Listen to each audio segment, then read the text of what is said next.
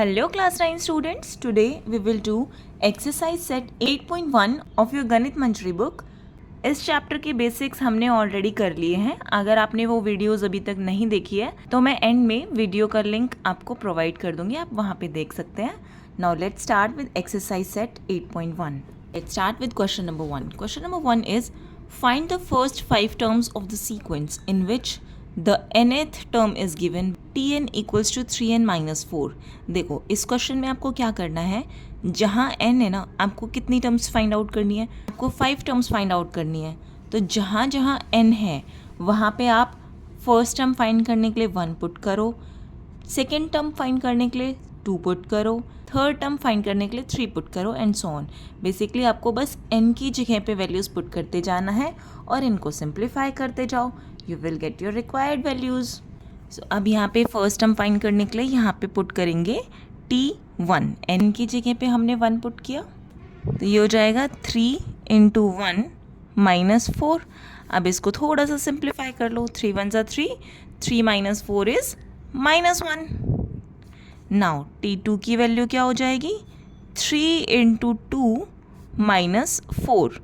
3 2 ज़ा 6, 6 minus 4 is 2.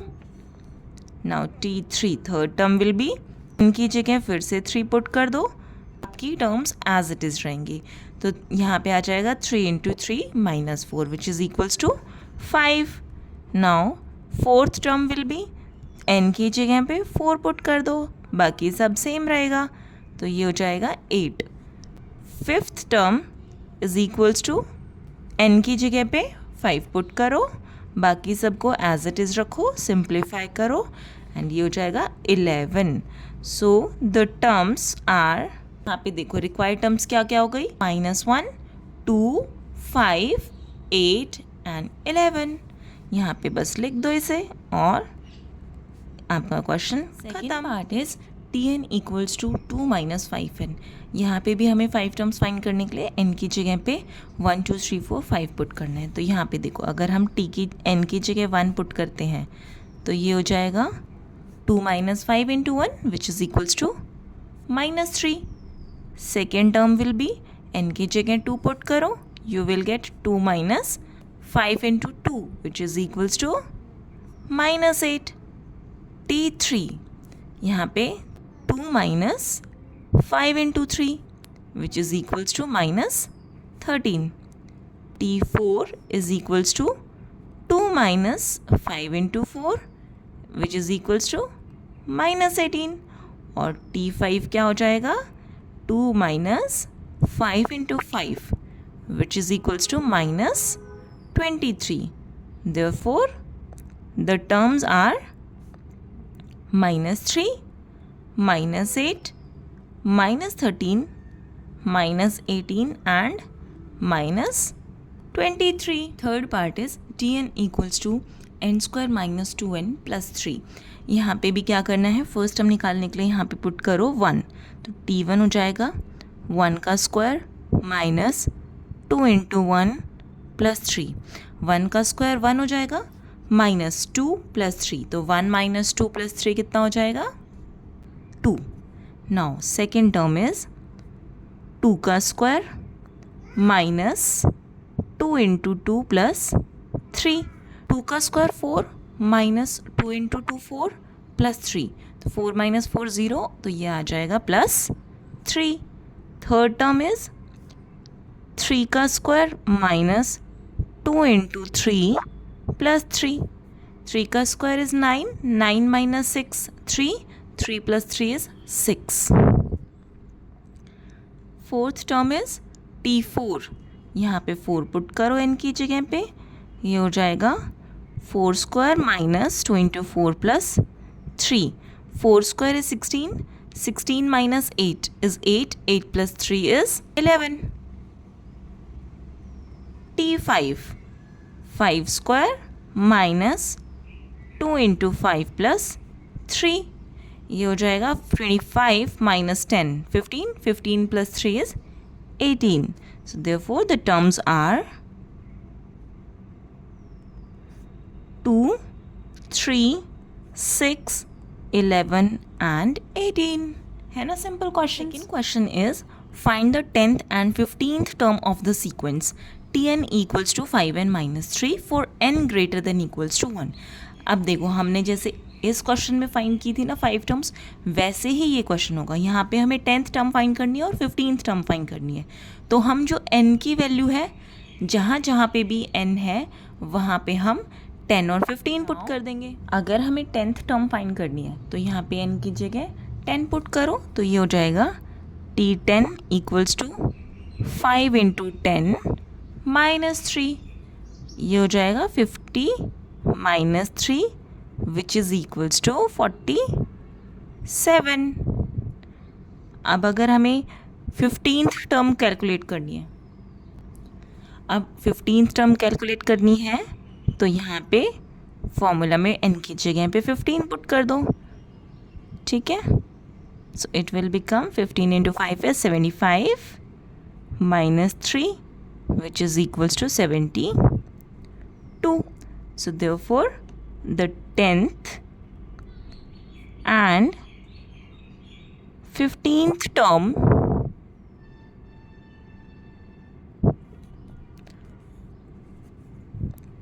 of the sequence are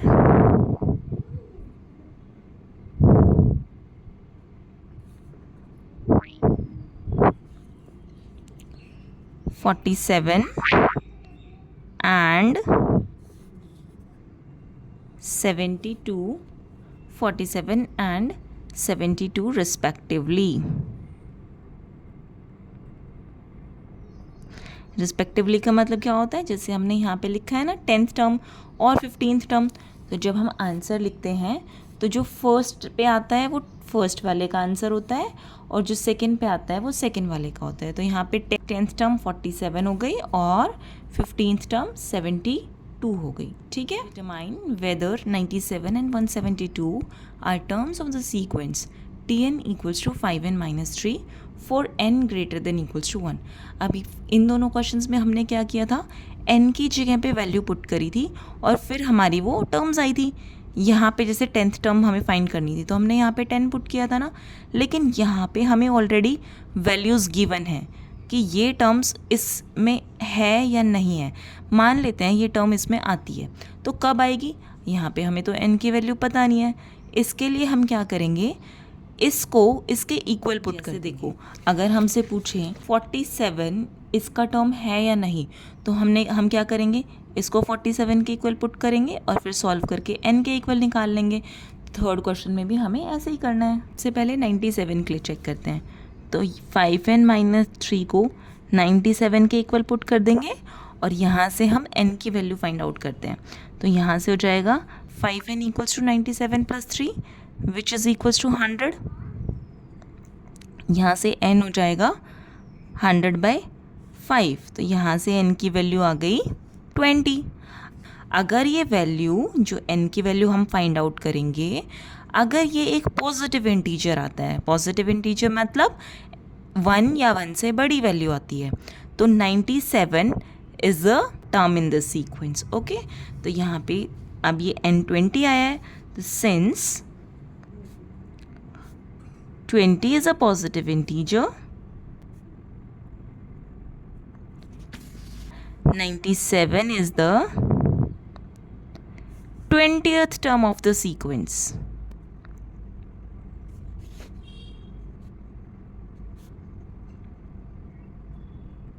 समझ में आया? अगर हमें 20th टर्म निकालनी है तो हम कैसे करेंगे, और अगर हमें वैल्यूज़ गिवन हो तो हम कैसे करते हैं, है ना। अगर हमें वैल्यू गिवन है कि nth टर्म है वो 97 है, फाइंड करो, तो यहाँ से n की वैल्यू निकाल लेंगे। और अगर हमें 20th टर्म फाइंड करनी होती तो हम n की जगह 20 पुट कर देते।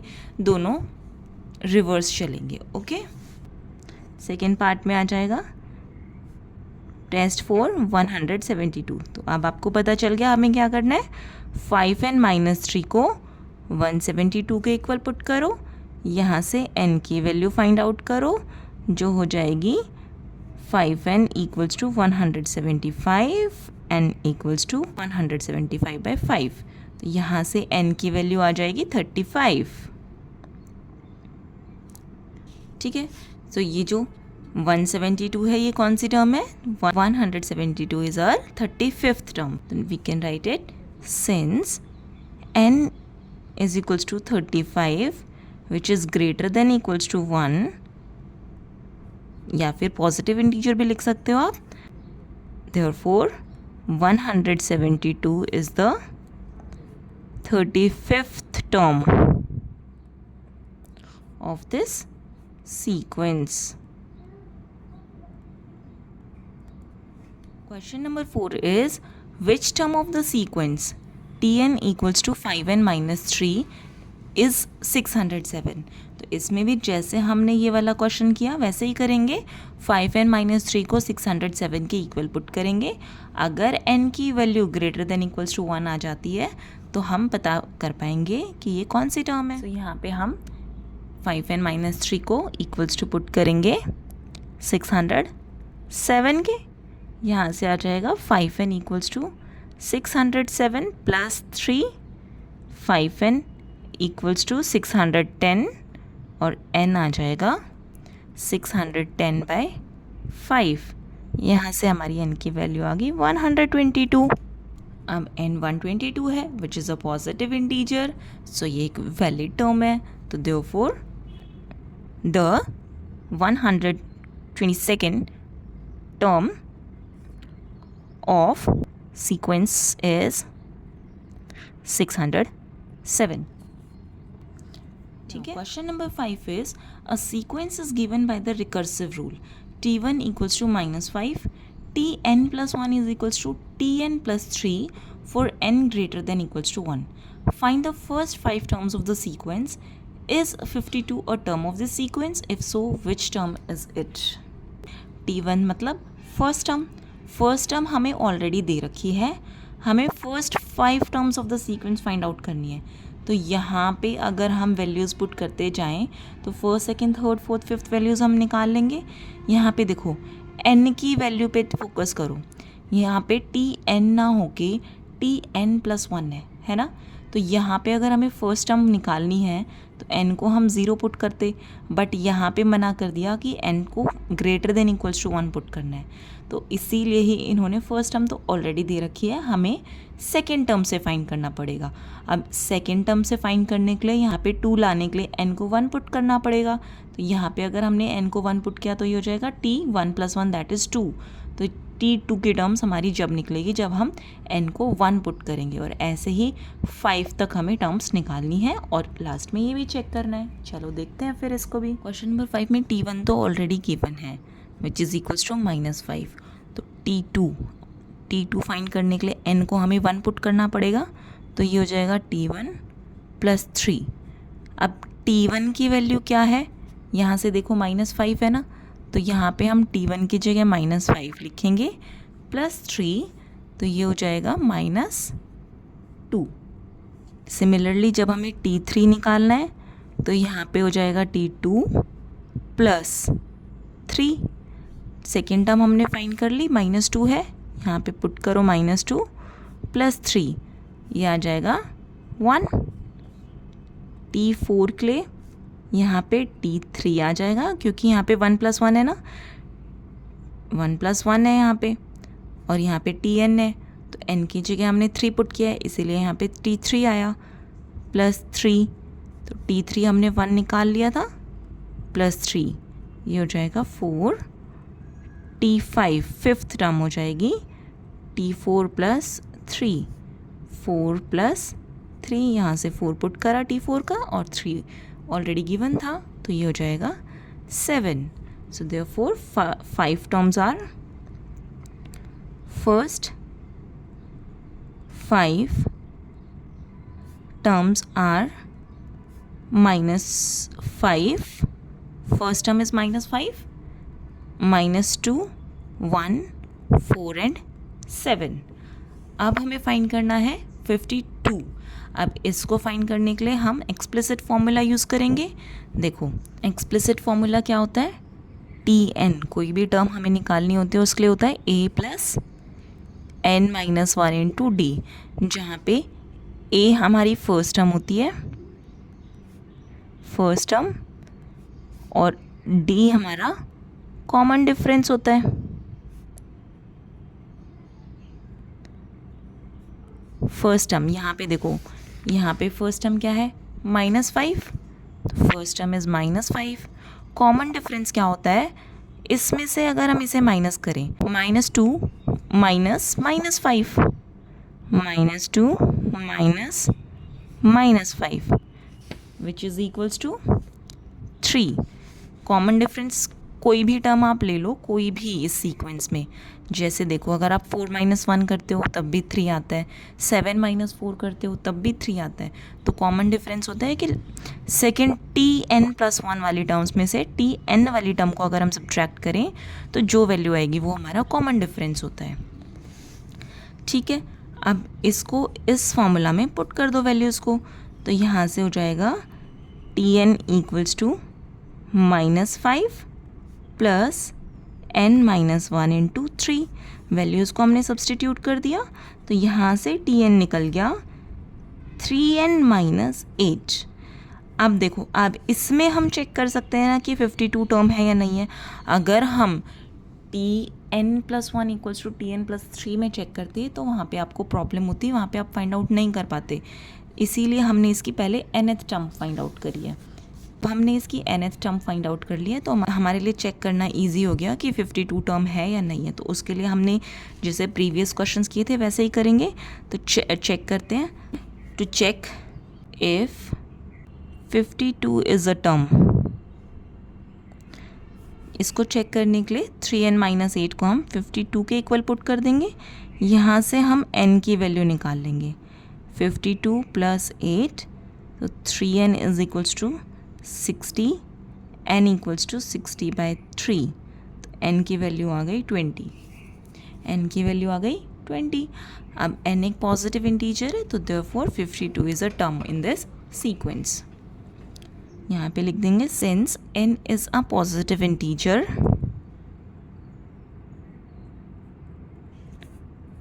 Therefore 52 is the 20th term in this sequence. Last question of this exercise is, let T1 equals to 1, T2 equals to 2, T3 equals to 4 and Tn is equals to, ये values given है हमें। ठीक है, हमें T5, T4, T5, T6, T7, T8 निकालना है। First second third term already given है, fourth fifth six seventh 8 terms हमें फाइंड आउट करनी है। तो इसके लिए देखो, हमें सबसे पहले गिवन है वो लिख लेते हैं। गिवन है T1 equals to 1, T2 equals to 2 and T3 equals to 4, और Tn की वैल्यू हमें गिवन है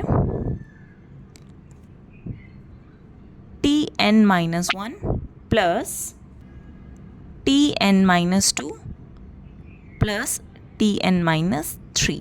ठीक है, हमें फाइंड आउट करनी है T4। अब यहाँ पे अगर हम देखो T4 के लिए, अगर यहाँ पे अगर हम 4 पुट करते हैं तो ये हो जाएगा T4 - 1 दैट इज़ 3, तो T3 हमें यहाँ पे गिवन है 4 है, T4 - 1 that is T2, T2 की वैल्यू यहाँ पे 2 गिवन है, और T4 - 3 दैट इज़ T1, तो T1 1 गिवन है। बस यहाँ से वैल्यूज़ उठा के हमें इसमें पुट करनी है, तो T4 हो जाएगा हमारा T3 plus T2 plus T1, T3 की वैल्यू 4 प्लस T2 की वैल्यू 2 प्लस T1 की वैल्यू 1, तो T4 हमारा आ गया 7। अब यहाँ से T5 सिमिलरली, तो T5 में भी फिर से देखो यहाँ पे क्या हो रहा है, पहले एक ये n है तो एक कम टर्म, फिर 2 कम, फिर 3 कम, ये n है तो यहाँ पे पहले 1 कम हो रहा है, फिर 2 टर्म्स कम हो रही है, फिर यहाँ पे 3 कम हो रहा है। तो यहाँ पे देखो T5 है तो ये यहाँ पे T4 हो जाएगा, यहाँ T3 हो जाएगा, और यहाँ पे T2 हो जाएगा, है ना। यहाँ पे 5 करके देखो पुट, 5 - 1 4, 5 - 2 3, 5 - 3 2, है ना।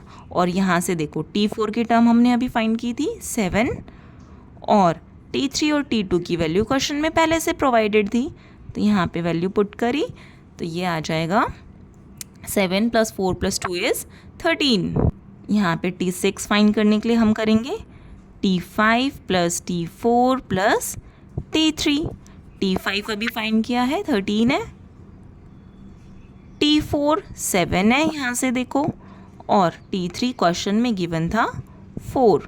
सो ये हो जाएगा 13 + 7 + 4 इज़ 24।